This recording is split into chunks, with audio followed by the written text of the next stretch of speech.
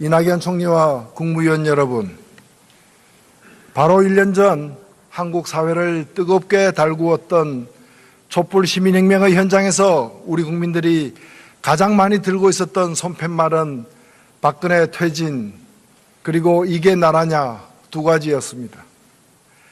그로부터 1년여의 시간이 지난 지금 박근혜 퇴진은 불가역의 현실로 실현되었습니다. 법의 심판과 역사의 평가만이 남았을 뿐입니다. 반면 이게 나라냐는 물음 앞에 대한민국은 아직 답을 주지 못하고 있습니다. 우리 국회 역시 마찬가지입니다. 이게 나라냐는 구호는 단순히 국정농단 사건에 연루된 최고 권력자와 그를 둘러싼 일부 인물들의 용납하기 어려운 행태만을 문제 삼는 게 아니었습니다. 그것은 오랫동안 한국 사회에서 누적되어 온 불평등과 불공정으로 인한 사회적 격차를 해소하고 최소한의 인간다운 삶을 살 수 있는 나라를 만들어 달라는 것이었습니다. 저는 지금도 똑똑하게 기억하고 있습니다. 20대 국회가 시작된 2016년 6월 개원국회에서 당시 민주당의 김종인 대표, 새누리당의 정진석 원내대표, 국민의당의 안철수 대표, 그리고 정의당 원내대표인 본 의원 등 국회 사당 대표자들이 바로 이 자리에서 한 국회 대표연설에서 놀랍게도 모두 똑같은 현실 진단을 얘기했습니다. 대한민국의 가장 심각한 현안은 날로 벌어지는 사회적 경제적 격차이며 격차 해소 없이 대한민국은 한 걸음도 나아갈 수 없다는 진단이었습니다. 이렇듯 우리 20대 국회는 이게 나라냐는 외침을 지난해 겨울 촛불광장에서 처음 들은 것이 아니었습니다. 우리는 이미 알고 있었습니다. 원내 각 정당과 선후배 동료 국회의원 여러분께 제안드립니다. 고질적인 불공정과 불평등의 현실을 타파하는 것이 제20대 국회의 가장 중요한 과제임을 재확인합시다. 그리고 불평등 불공정 구조 타파와 격차 해소를 위한 초당적 노력을 경주합시다. 사실 불평등 불공정 구조 타파를 위한 격차 해소는 지난해 대통령 선거에서도 모든 후보들의 공통 공약이었고 다양한 정책이 제시되었습니다. 그래서 지난해 5월 19일 대통령과 5당 원내대표 오찬 회동에서 저는 대통령 선거 당시 5당 후보들의 공통 공약을 최우선으로 실현하여 국민들이 정치를 보다 신뢰할 수 있게 하자고 제안하였고 참석자 전원의 동의를 얻었습니다만 그 약속은 아직도 실현되지 않고 있습니다. 그중 최저임금 문제는 지금 각 정당 대표 연설에서도 논란으로 증폭이 되고 있습니다. 지난해 5월 대통령 선거 당시 5당 후보들의 최저임금 인상 공약은 최저임금 1만 원을 2020년까지 달성하느냐, 2022년까지 달성하느냐로 나뉘었습니다. 사실 2022년까지 1만 원 달성은 그동안의 평균 인상률만큼만 인상하겠다는 것이었고 2020년 1만 원 달성은 최저임금을 평시보다 조금 더 큰 폭으로 인상해야 격차 해소에 도움이 된다는 것이었습니다. 그러나 2020년과 2022년 사이에 한강이 흐르는 것도 아니고 휴전선이 가로막고 있는 것도 아닙니다. 원내 각 당이 격차 해소에 기여할 수 있는 구체적인 최저임금 인상 로드맵을 제시하고 합의에 즉각 착수합시다. 최저임금 인상과 관련하여 영세 자영업의 어려움이 많이 지적되고 있습니다. 매우 현실적이고 중요한 문제입니다. 그런데 최저임금 인상에 따른 중소기업 영세 자영업자의 피해를 말하는 국회는 지금까지 중소기업과 영세 자영업자를 위해서 무슨 일을 해왔습니까? 중소기업에 대한 대기업의 갑질에 단호한 태도를 보여주었습니까? 영세 자영업자를 위한 상가 임대차 보호법은 도대체 왜 아직도 국회 법사위에서 낮잠을 자고 있는 것입니까? 건물주의 임대료 폭리에 대해서는 무슨 조치를 취했습니까? 우리 모두가 알고 있는 것처럼 최저임금 인상을 회피하는 것으로 자영업의 문제가 해결되는 것은 아닙니다. 서울에서 신장 개업한 음식점 중 1년을 버티지 못하고 폐업하는 경우가 70%를 넘는 현실이 보여주듯이 자영업은 대한민국에서 중산층 몰락의 현장이기도 합니다. 이 같은 현상은 차별과 격차로 노동시장에서 축출된 많은 사람들이 자영업으로 몰리면서 경제활동 인구 대비 자영업 종사자의 비율이 미국의 4배에 이르는 비정상적인 현실입니다. 동시에 자영업 시장 내부의 부당한 계약 관행이 쌓인 결과이기도 합니다. 따라서 격차 해소를 위한 대책은 최저임금 인상이나 공공부문 일자리 창출을 넘어서는 종합적이고 장기적인 로드맵의 수립이 필수적입니다. 제20대 국회의 최대 과제와 사명이 격차를 해소하고 그를 통해 공정하고 평등한 사회로 나아가는 것이라면 격차 해소 로드맵을 만드는데 머리를 맞대고 지혜를 모아갑시다. 작지만 중요한 얘기 한 가지만 더 하겠습니다. 최근 정부가 2022년 식량 자급률 목표치를 당초 60%에서 49.5%로 낮추겠다는 입장을 밝혔습니다. 이는 농림축산부가 2011년 설정했던 목표치보다 10.5%를 낮춘 것으로 7년이라는 기간이 지나는 동안 목표치가 오히려 뒷걸음질하면서 목표라는 용어마저 무색해졌습니다. 목표라는 단어는 달성하는 것인데 거꾸로 목표치를 낮추는 이유가 무엇인지 저는 농민들과 우리 국민들에게 설명할 방법이 없습니다. 정부에서 식량 자급률 목표치를 낮추겠다는 말은 결과적으로 농업에 대한 보호 육성을 줄이겠다는 것으로 이는 지난해 백남기 농민 사망 사건의 원인이 된 농업 희생을 더 강화하는 것입니다. 식량 자급률 목표치를 지속적으로 높이는 것은 단지 농민뿐만이 아니라 국민들의 식량 안보를 위해서도 반드시 필요한 일입니다. 지급률의 점진적 상향을 위한 실효적인 정책 대안을 마련할 것을 정부에 촉구합니다. 우리가 나아가야 할 두 번째 방향은 공정한 대한민국입니다. 지난해 들어나 지금까지 파장을 일으키고 있는 공공기관 채용 비리는 우리 사회의 불공정을 보여주는 바로미터입니다. 공공기관의 80%가 채용 비리에 연루되었다고 합니다. 강원랜드의 경우에는 518명의 최종 합격자 중 493명이 부정선발자인 것으로 확인되었습니다. 참으로 충격적인 사실이 아닐 수 없습니다. 더욱 놀라운 것은 채용 비리 의혹을 받고 있는 청탁 명단에 현역 국회의원 5명 등 전현직 의원 7명과 관련 부처 공무원들의 이름이 등장한다는 사실입니다. 불평등은 그 자체만으로도 고통스럽지만 그것이 불공정의 결과일 경우 그 누구도 참기 어려운 분노로 나아가기 마련입니다. 실로 우리는 국정농단이 아니라 국회농단의 10년에 빠져 있으며 이게 국회냐는 분노에 직면해 있고 이런 국회에서 사법개혁을 논하는 것은 오염된 칼로 수술하는 것과 다를 바 없다는 자괴감을 떨칠 수가 없습니다. 저는 국회 재정장들에게 요구합니다. 만약 우리가 사법개혁을 속도감 있게 추진했다면 그래서 우리에게 고위공직자 비리수사처 즉 공수처가 있었다면 이러한 사안은 국민 앞에 당당하게 밝혀질 수 있었을 것입니다. 공공기관 채용 비리에 대한 특검을 실시하고 공수처 설치를 하루빨리 처리할 것을 각 정당에 제안합니다. 공정한 사회는 공정한 정치로부터 가능합니다. 2016년 총선에서 저희 정의당은 7.2%의 국민 지지를 받았으나 국회 의석수는 전체의 2%밖에 차지하지 못했습니다.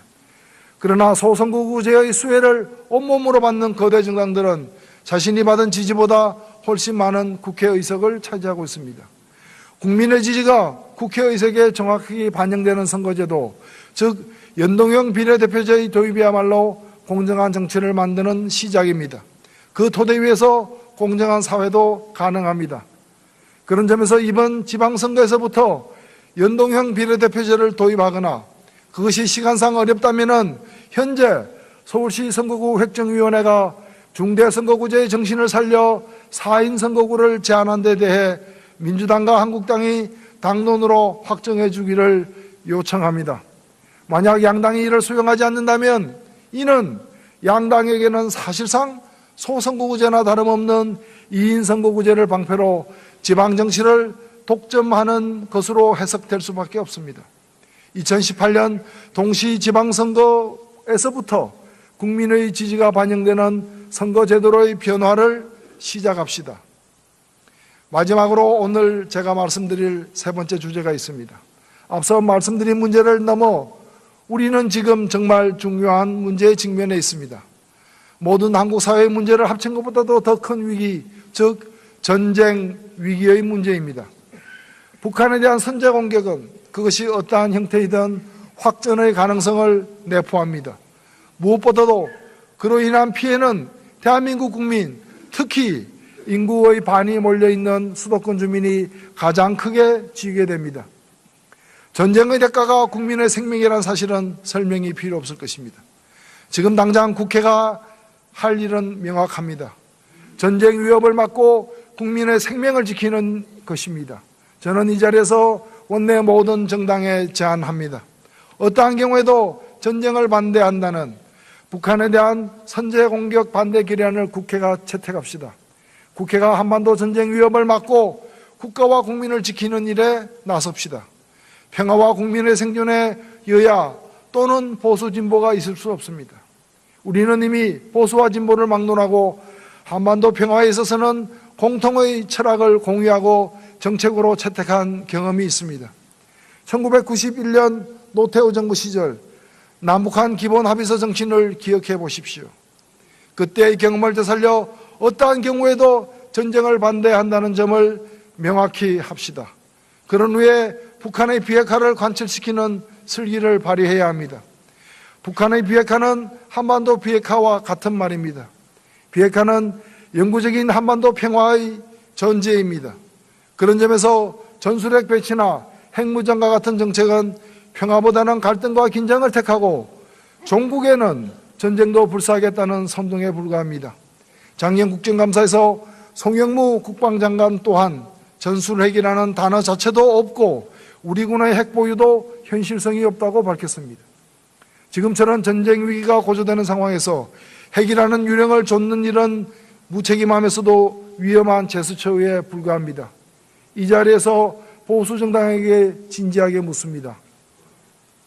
보수의 가치가 무엇입니까? 북한과 우리의 공멸입니까? 실제 우리가 핵을 갖게 되었을 때 국제사회로부터의 부담을 감당할 자신은 있습니까? 아니면 보수 정당이 원하는 게 진정 전쟁입니까? 한반도 전쟁 위기가 현실이 되었을 때 그 어떠한 것 하나라도 감당할 수 있습니까? 모두들 알다시피 한반도에서의 전쟁은 곧 우리 모두의 파멸입니다. 다시 한번 강조합니다. 지금 한반도 전쟁의 위협이 어느 때보다 고조되고 있습니다. 예전과 같이 종북몰이나 색깔론 핵을 운운하며 표를 계산할 때가 아닙니다. 여야와 보수진보 모두가 평화와 공존이라는 당연한 가치를 위해 힘을 합칠 때입니다. 이 땅에 두 번 다시 전쟁이 있어서는 안 됩니다. 국회가 북한에 대한 선제 공격 반대 결의안을 채택할 것을 다시 한번 제 정당에 요구합니다.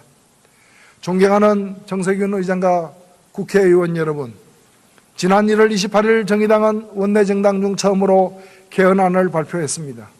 정의당은 20대 국회가 추진하는 개헌이 첫째, 국민에 대한 약속을 지키는 개헌, 둘째, 정치권이 아닌 국민을 위한 개헌이 되어야 한다고 생각합니다. 그런 점에서 지방선거와 동시에 개헌 국민투표를 실시하겠다는 약속은 반드시 지켜져야 합니다. 합당한 이유와 구체적 대안이 없는 약속 위반은 정치의 신뢰를 떨어뜨릴 뿐입니다.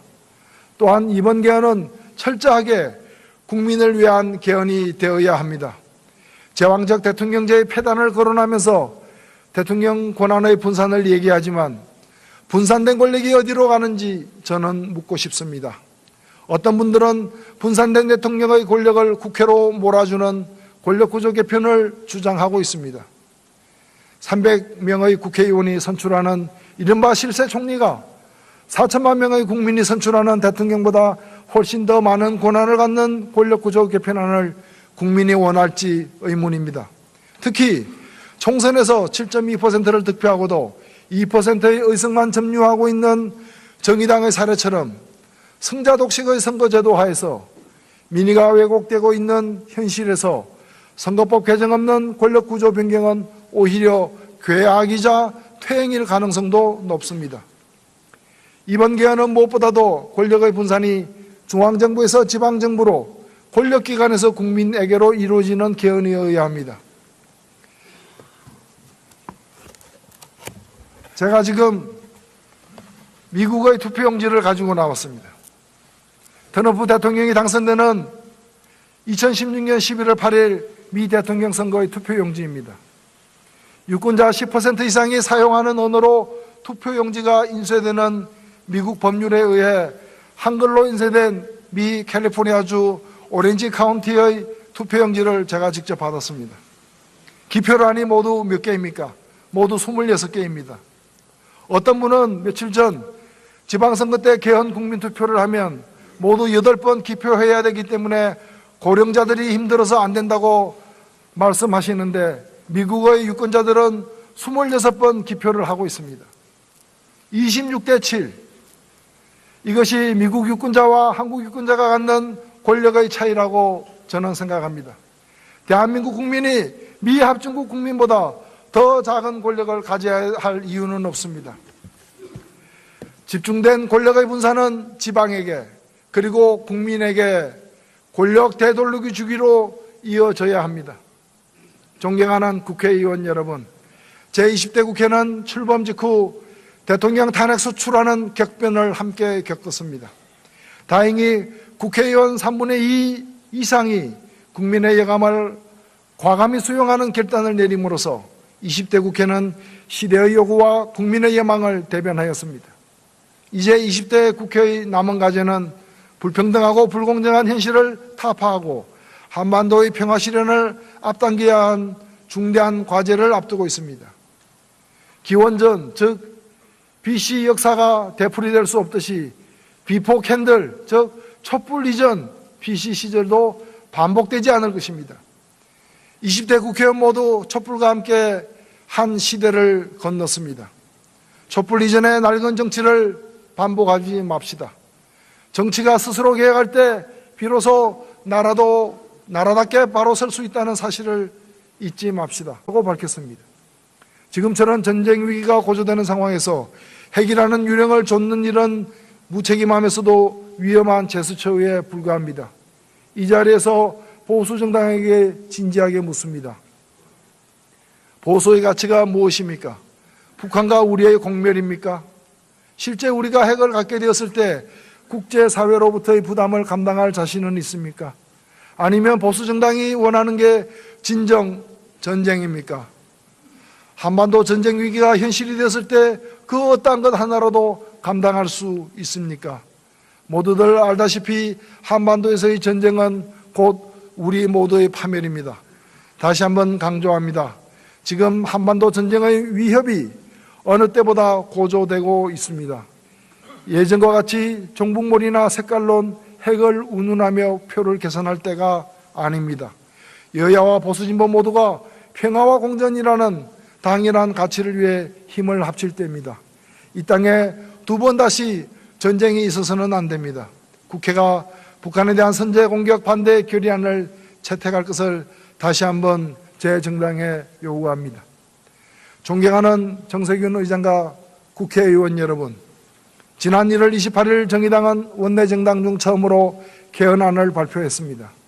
정의당은 20대 국회가 추진하는 개헌이 첫째, 국민에 대한 약속을 지키는 개헌, 둘째, 정치권이 아닌 국민을 위한 개헌이 되어야 한다고 생각합니다. 그런 점에서 지방선거와 동시에 개헌 국민투표를 실시하겠다는 약속은 반드시 지켜져야 합니다. 합당한 이유와 구체적 대안이 없는 약속 위반은 정치의 신뢰를 떨어뜨릴 뿐입니다. 또한 이번 개헌은 철저하게 국민을 위한 개헌이 되어야 합니다. 제왕적 대통령제의 폐단을 거론하면서 대통령 권한의 분산을 얘기하지만 분산된 권력이 어디로 가는지 저는 묻고 싶습니다. 어떤 분들은 분산된 대통령의 권력을 국회로 몰아주는 권력구조 개편을 주장하고 있습니다. 300명의 국회의원이 선출하는 이른바 실세 총리가 4천만 명의 국민이 선출하는 대통령보다 훨씬 더 많은 권한을 갖는 권력구조 개편안을 국민이 원할지 의문입니다. 특히 총선에서 7.2%를 득표하고도 2%의 의석만 점유하고 있는 정의당의 사례처럼 승자 독식의 선거제도 하에서 민의가 왜곡되고 있는 현실에서 선거법 개정 없는 권력구조 변경은 오히려 괴악이자 퇴행일 가능성도 높습니다. 이번 개헌은 무엇보다도 권력의 분산이 중앙정부에서 지방정부로, 권력기관에서 국민에게로 이루어지는 개헌이어야 합니다. 제가 지금 49.5%로 낮추겠다는 입장을 밝혔습니다. 이는 농림축산부가 2011년 설정했던 목표치보다 10.5%를 낮춘 것으로 7년이라는 기간이 지나는 동안 목표치가 오히려 뒷걸음질하면서 목표라는 용어마저 무색해졌습니다. 목표라는 단어는 달성하는 것인데 거꾸로 목표치를 낮추는 이유가 무엇인지 저는 농민들과 우리 국민들에게 설명할 방법이 없습니다. 정부에서 식량 자급률 목표치를 낮추겠다는 말은 결과적으로 농업에 대한 보호 육성을 줄이겠다는 것으로, 이는 지난해 백남기 농민 사망 사건의 원인이 된 농업 희생을 더 강화하는 것입니다. 식량 자급률 목표치를 지속적으로 높이는 것은 단지 농민뿐만이 아니라 국민들의 식량 안보를 위해서도 반드시 필요한 일입니다. 지급률의 점진적 상향을 위한 실효적인 정책 대안을 마련할 것을 정부에 촉구합니다. 우리가 나아가야 할 두 번째 방향은 공정한 대한민국입니다. 지난해 들어나 지금까지 파장을 일으키고 있는 공공기관 채용 비리는 우리 사회의 불공정을 보여주는 바로미터입니다. 공공기관의 80%가 채용 비리에 연루되었다고 합니다. 강원랜드의 경우에는 518명의 최종 합격자 중 493명이 부정선발자인 것으로 확인되었습니다. 참으로 충격적인 사실이 아닐 수 없습니다. 더욱 놀라운 것은 채용 비리 의혹을 받고 있는 청탁 명단에 현역 국회의원 5명 등 전현직 의원 7명과 관련 부처 공무원들의 이름이 등장한다는 사실입니다. 불평등은 그 자체만으로도 고통스럽지만 그것이 불공정의 결과일 경우 그 누구도 참기 어려운 분노로 나아가기 마련입니다. 실로 우리는 국정농단이 아니라 국회농단의 10년에 빠져 있으며 이게 국회냐는 분노에 직면해 있고, 이런 국회에서 사법개혁을 논하는 것은 오염된 칼로 수술하는 것과 다를 바 없다는 자괴감을 떨칠 수가 없습니다. 저는 국회 재정장들에게 요구합니다. 만약 우리가 사법개혁을 속도감 있게 추진했다면, 그래서 우리에게 고위공직자 비리수사처, 즉 공수처가 있었다면 이러한 사안은 국민 앞에 당당하게 밝혀질 수 있었을 것입니다. 공공기관 채용 비리에 대한 특검을 실시하고 공수처 설치를 하루빨리 처리할 것을 각 정당에 제안합니다. 공정한 사회는 공정한 정치로부터 가능합니다. 2016년 총선에서 저희 정의당은 7.2%의 국민 지지를 받았으나 국회 의석수는 전체의 2%밖에 차지하지 못했습니다. 그러나 소선거구제의 수혜를 온몸으로 받는 거대 정당들은 자신이 받은 지지보다, 이낙연 총리와 국무위원 여러분, 바로 1년 전 한국 사회를 뜨겁게 달구었던 촛불 시민혁명의 현장에서 우리 국민들이 가장 많이 들고 있었던 손팻말은 박근혜 퇴진, 그리고 이게 나라냐 두 가지였습니다. 그로부터 1년여의 시간이 지난 지금 박근혜 퇴진은 불가역의 현실로 실현되었습니다. 법의 심판과 역사의 평가만이 남았을 뿐입니다. 반면 이게 나라냐는 물음 앞에 대한민국은 아직 답을 주지 못하고 있습니다. 우리 국회 역시 마찬가지입니다. 이게 나라냐는 구호는 단순히 국정농단 사건에 연루된 최고 권력자와 그를 둘러싼 일부 인물들의 용납하기 어려운 행태만을 문제 삼는 게 아니었습니다. 그것은 오랫동안 한국 사회에서 누적되어 온 불평등과 불공정으로 인한 사회적 격차를 해소하고 최소한의 인간다운 삶을 살 수 있는 나라를 만들어 달라는 것이었습니다. 저는 지금도 똑똑하게 기억하고 있습니다. 20대 국회가 시작된 2016년 6월 개원국회에서 당시 민주당의 김종인 대표, 새누리당의 정진석 원내대표, 국민의당의 안철수 대표, 그리고 정의당 원내대표인 본 의원 등 국회 4당 대표자들이 바로 이 자리에서 한 국회 대표연설에서 놀랍게도 모두 똑같은 현실 진단을 얘기했습니다. 대한민국의 가장 심각한 현안은 날로 벌어지는 사회적 경제적 격차이며 격차 해소 없이 대한민국은 한 걸음도 나아갈 수 없다는 진단이었습니다. 이렇듯 우리 20대 국회는 이게 나라냐는 외침을 지난해 겨울 촛불광장에서 처음 들은 것이 아니었습니다. 우리는 이미 알고 있었습니다. 원내 각 정당과 선후배 동료 국회의원 여러분께 제안드립니다. 고질적인 불공정과 불평등의 현실을 타파하는 것이 제20대 국회의 가장 중요한 과제임을 재확인합시다. 그리고 불평등 불공정 구조 타파와 격차 해소를 위한 초당적 노력을 경주합시다. 사실 불평등 불공정 구조 타파를 위한 격차 해소는 지난해 대통령 선거에서도 모든 후보들의 공통 공약이었고 다양한 정책이 제시되었습니다. 그래서 지난해 5월 19일 대통령과 5당 원내대표 오찬 회동에서 저는 대통령 선거 당시 5당 후보들의 공통 공약을 최우선으로 실현하여 국민들이 정치를 보다 신뢰할 수 있게 하자고 제안하였고 참석자 전원의 동의를 얻었습니다만 그 약속은 아직도 실현되지 않고 있습니다. 그중 최저임금 문제는 지금 각 정당 대표 연설에서도 논란으로 증폭이 되고 있습니다. 지난해 5월 대통령 선거 당시 5당 후보들의 최저임금 인상 공약은 최저임금 1만 원을 2020년까지 달성하느냐, 2022년까지 달성하느냐로 나뉘었습니다. 사실 2022년까지 1만 원 달성은 그동안의 평균 인상률만큼만 인상하겠다는 것이었고 2020년 1만 원 달성은 최저임금을 평시보다 조금 더 큰 폭으로 인상해야 격차 해소에 도움이 된다는 것이었습니다. 그러나 2020년과 2022년 사이에 한강이 흐르는 것도 아니고 휴전선이 가로막고 있는 것도 아닙니다. 원내 각 당이 격차 해소에 기여할 수 있는 구체적인 최저임금 인상 로드맵을 제시하고 합의에 즉각 착수합시다. 최저임금 인상과 관련하여 영세 자영업의 어려움이 많이 지적되고 있습니다. 매우 현실적이고 중요한 문제입니다. 그런데 최저임금 인상에 따른 중소기업 영세 자영업자의 피해를 말하는 국회는 지금까지 중소기업과 영세 자영업자를 위해서 무슨 일을 해왔습니까? 중소기업에 대한 대기업의 갑질에 단호한 태도를 보여주었습니까? 영세 자영업자를 위한 상가 임대차 보호법은 도대체 왜 아직도 국회 법사위에서 낮잠을 자고 있는 것입니까?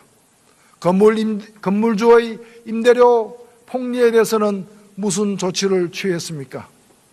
우리 모두가 알고 있는 것처럼 최저임금 인상을 회피하는 것으로 자영업의 문제가 해결되는 것은 아닙니다. 서울에서 신장 개업한 음식점 중 1년을 버티지 못하고 폐업하는 경우가 70%를 넘는 현실이 보여주듯이 자영업은 대한민국에서 중산층 몰락의 현장이기도 합니다.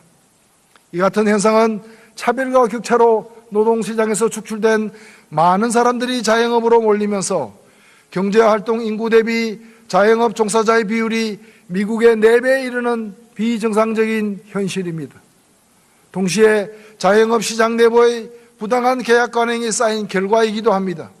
따라서 격차 해소를 위한 대책은 최저임금 인상이나 공공부문 일자리 창출을 넘어서는 종합적이고 장기적인 로드맵의 수립이 필수적입니다.